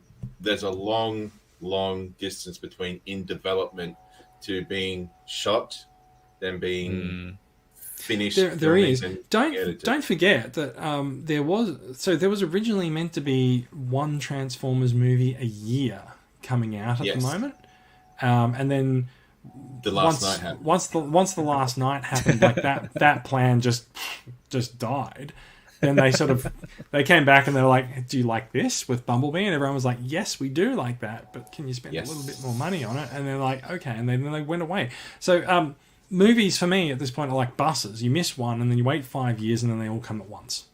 So now I mean, it's almost like they've really just returned back to their original plan. They're like, let's do a movie every year, and now let's maybe make them a little bit more varied. So maybe they don't all have to be sequels to each other. And maybe this is where we sort of get the sort of the branching out of the Transformers universe. We talked about this last week in terms of TV series. Like, we can have a lot of TV series on different channels and with different audiences and targeted at different people. Maybe it's time that happened in the movie franchise as well. If that actually does happen to the Transformers movie franchise, whether it's successful or not will be interesting. But if it is successful, it might be the first franchise to actually pull that off. Like Star Trek's years between movies, and like I don't even know what's going to happen to the next Star Trek movie, whether it's going to be a sequel to Beyond or if it's going to be the Quentin Tarantino R-rated one. Star Wars, whatever Star Wars' plans were for movies, they sort of got Star Wars had plans for like an extended universe of movies between trilogies and between their big things. So like that died in the arse when Solo came out, and they flooded the market, or was Solo bombed or something. Well, so Solo was not particularly successful, although it was I would say still a pretty good movie. But Rogue One was extremely well received. Solo was not so well received, and so the Star Wars universe, really, the future of the Star Wars universe is now Disney Plus. There was a time when they said that there'd be an Obi-Wan Kenobi movie with Ewan McGregor. That's now a series on Disney Plus, so that's sort of where that's going. So if Transformers actually manages to make sort of a multiverse of films, I mean, there's still, it's almost as if they might actually be close to realizing their desire to make the Transformers franchise into the MCU. Who knows? Yeah. I think there's definitely there's definitely reservation of judgment happening on this. We should absolutely not be judging this. Yeah, because I remember before Bumblebee came out, my expectations were set so low that I just thought, you know what, I'll let it pass. And then I was wandering past the cinema one day, and the Bumblebee was showing. Is this like when you went? Is this when you just like went into Kmart and bought a figure as well? Like walked past the cinema and you're like, fuck, I haven't seen a Transformers movie for a while. Well, I now own 2 Hoyt cinemas, so yeah, that's exactly right. That is unfortunately not such a great achievement because Hoyts they're not that great. Wait, are they the ones with the reclining seats, or are they just? Yes, the leather reclining seats. So yeah, and I've got 2 of them. So cinemas. I'm happy one to for share, the week guys. and one for Sunday best. Correct. But but when I walked in, I was pleasantly surprised with that Bumblebee movie. But then it occurred to me, like, first of all, cool your jets in terms of trashing any of these projects, because we haven't seen them yet. And to Bradley's point, they might not even eventuate. But number 2, I think in terms of the how you talked about Star Wars and Star Trek movie series, the thing that sets them apart is that you could name at least one quality movie within those franchises. I cannot do that for the live action Transformers movies. There's no one movie where I'll go, yep, that's fantastic. That's the one that sets the bar, and I'll show non-Transformers fans that live action movie. So I myself am still waiting for that, and I feel like we got very close to it with Bumblebee on those Cybertronian scenes that they had. But that still wasn't enough, right? It was close, but just not quite where I wanted it to be. So I'm still hoping that one of these 4 movies will be that one movie that says, yes, this is the thing that you point to and say, this is a great representation of these characters in a live action form. Yeah, maybe there will be something coming up. Who knows? Let's table the movie talk, shall we? We've managed to get into the movie talk. We've managed to get out of it without really upsetting people.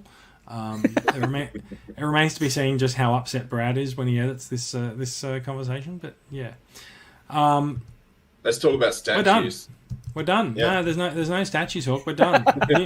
News is over for the week. We've managed to get to the end of the news. That means we're going to talk about new acquisitions, and you guys haven't got any new acquisitions, have you? I've got a couple, but I didn't add them to the run sheet. I've gotten 4 of the Generation Select C-Cons, but they're still in their boxes because I'm waiting for the other 2 to arrive. But I have gotten Tiger Track. Oh, a Tiger Track, yes. Beautiful. Look at him. What a good yellow boy. Yes, I quite like him.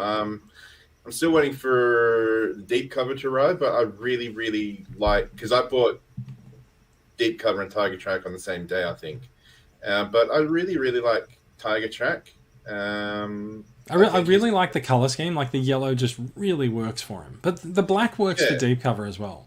While I've got the mic here, just because we got a comment from YouTube, and like, comments from YouTube never come in, so I'm just going to put it up here. Ernest Frazier is saying hello, and so let's just say hello. Hi, Ernest. Hi, Ernest. Hope you're watching. Yeah, hope you're enjoying the show. And yes, we are definitely here, and we are definitely real. We're not cats, and we're not lawyers. So yeah. Please give that doggo a pat from me. Yes. Please. Pat I wonder if Ernest was actually looking to type in, the song by Adele, and he unwittingly found our YouTube channel. Hello. It's possible. Yeah. So Bradley, your side swipe repaints.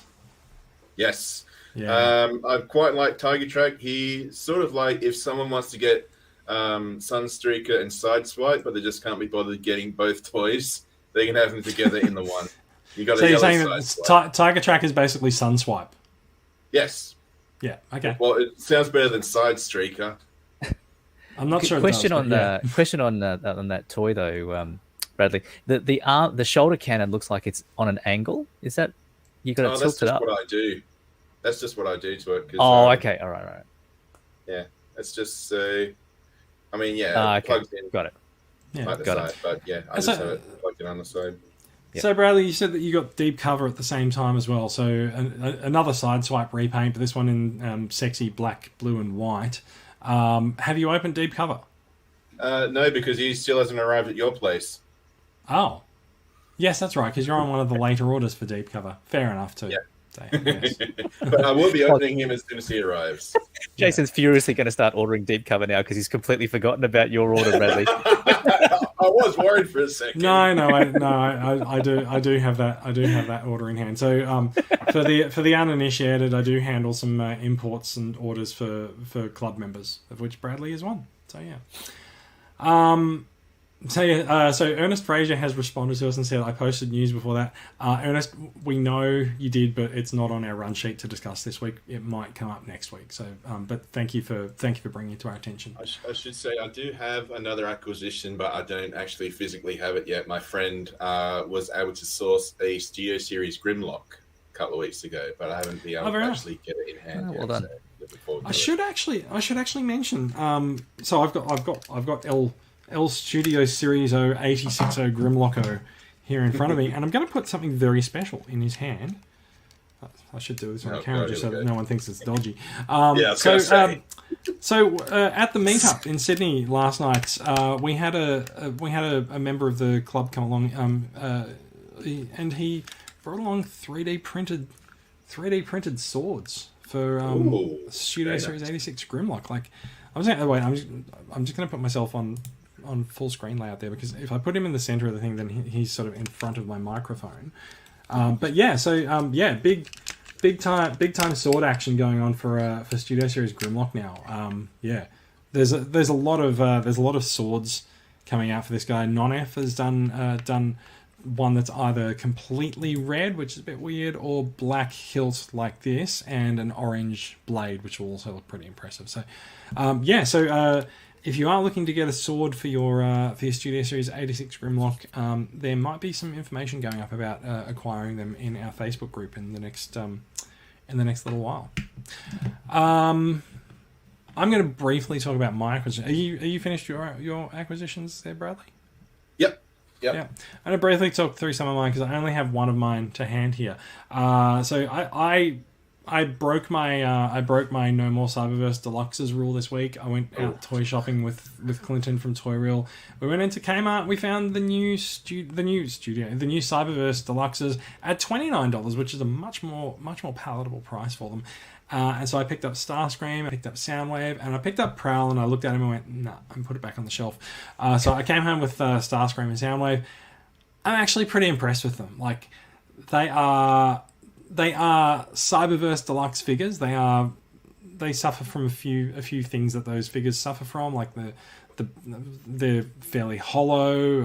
The plastic quality is not quite there, but they're actually fairly posable. And the Starscream comes with Starscream comes with his arm cannons, and it also comes with a really interesting effects part that sits on. It's either a 3mm or a 5mm port on Starscream's body, and it's a clear cloud with three parts that shoot off it, and red missiles attached to them as well. So, like, for an effects piece, it's really detailed. And he also comes with 2 blast effects for his arm cannons as well. So Starscream comes loaded up. And yeah, like those all go pretty well. Like they can make some impressive photos and poses with them.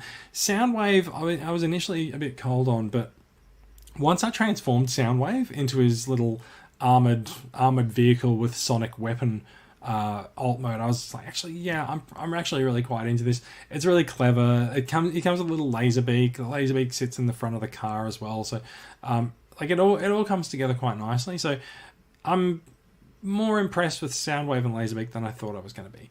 I've also got, oh my goodness, hang on, I need to slide my chair over here and see if I can pick this guy up. There we go. I should have prepared more for this than I did. But here is the orange boy that everyone is really into. Kingdom Huffer is in the house, and oh my goodness, he's a great little figure.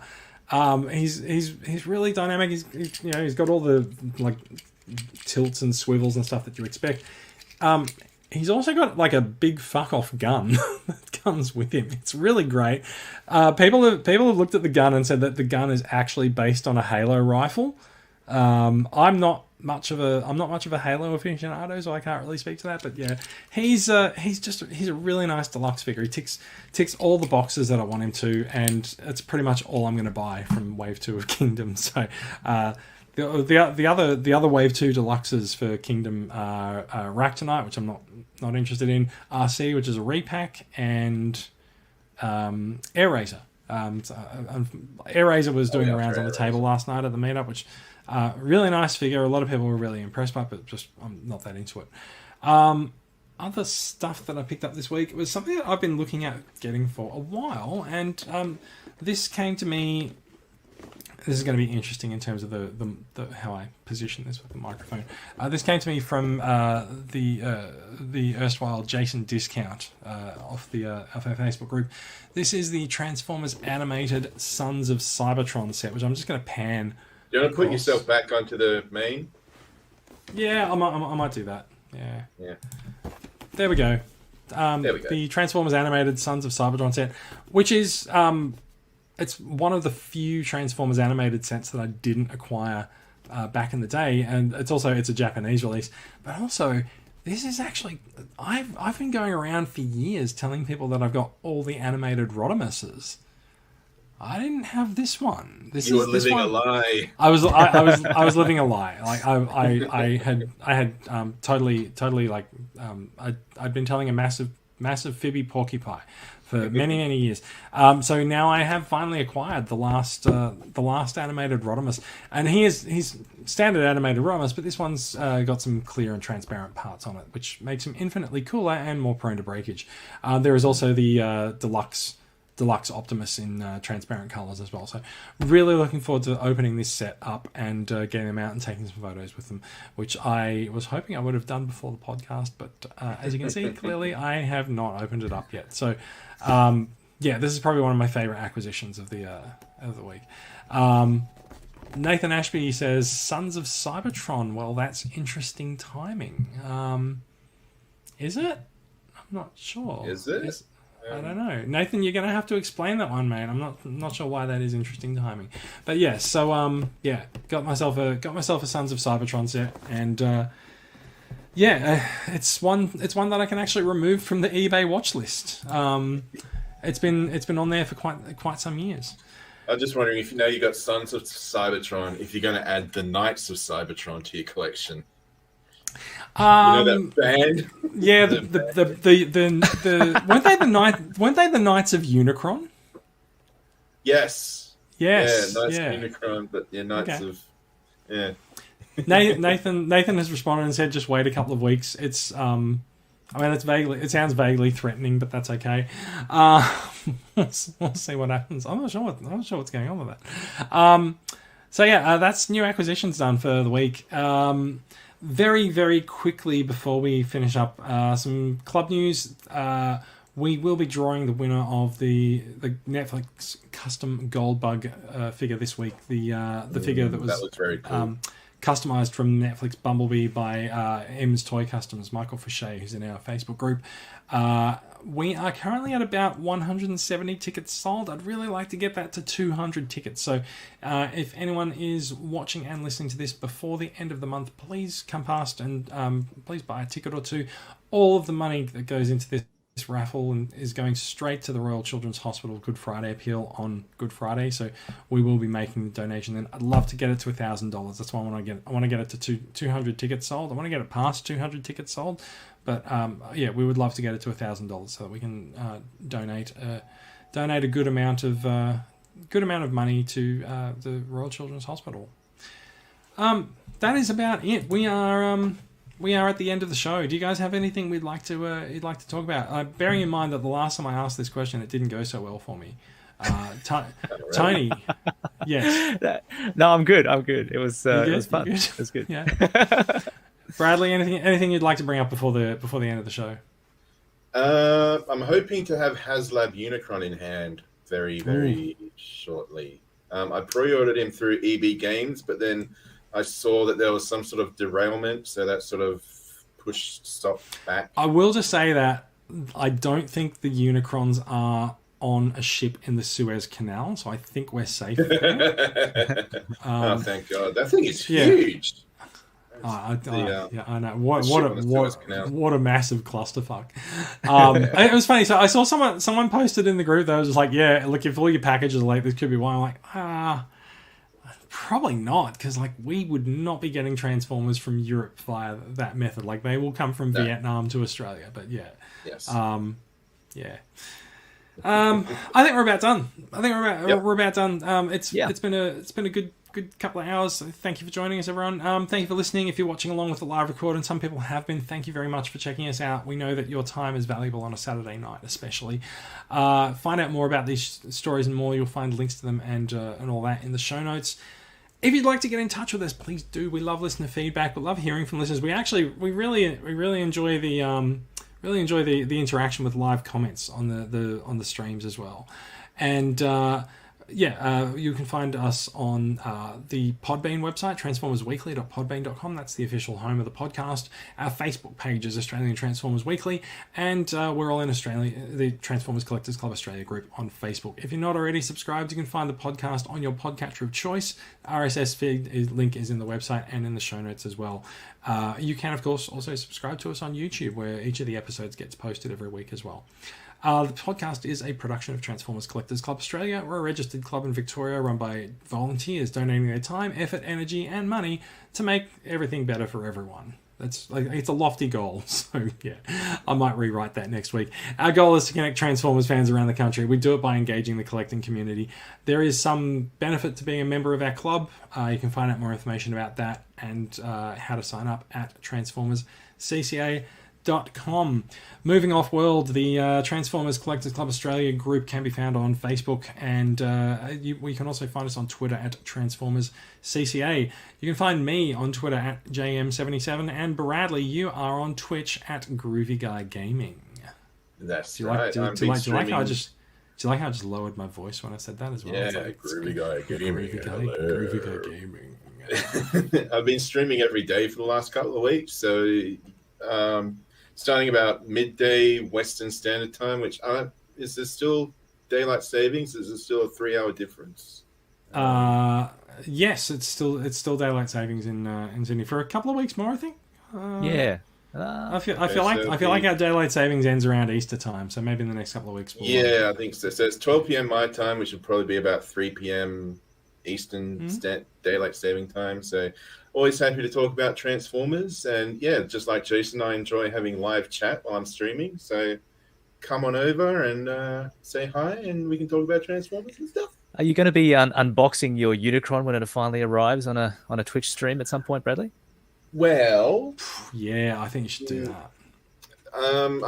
I've got this table here. As you can see, it's got the Seacons on there at the moment. But what I'm going to do is when Unicron arrives, I'm going to move my camera onto my second monitor and have Planet Mode Unicron just sort of dominating the shot, because I have myself and dominate. He will. I gotta say, I did not expect Unicron to be quite as big as he is. I've been seeing pictures, but everyone that's been taking pictures has been saying don't rely on pictures to communicate how grand this thing is in scale. So it's kind of like, well, yeah, that's why I got the figure pre-ordered. I want to see how big he is. I have to rely on something, so yeah. Well, yeah. All right. So April 7th, EB, I believe, is starting to get out their pre-orders. I would suggest, this has come up a few times in the Facebook group, if you're unsure whether your order's okay or in good standing with EB, call your local shop, or go into your local shop, or call their customer service, or email them. There's a lot of hearsay that's going on around Facebook. People going, oh, eBay does this or eBay does that, and the best answer is probably to just go to your eBay store and get it straight from the horse's mouth. Yep. So yeah, that is all from us. You can be like me and have a good friend that works at eBay, and you can just talk to him on Messenger. Yeah. So it always helps if you're friends with the staff at your local eBay store, right? All right. That is all from us. Thank you for watching, everyone, and. Unsure what's going to happen over Easter next week, so I'm just going to say we'll be back with more Transformers news soon. It might not necessarily be next week. And Bradley is holding up is that a Kinder Surprise Easter Bunny? Yeah. Yes. Nice. That'll be good for Easter. That's the Easter theme. Yeah, the Easter theme. Yeah.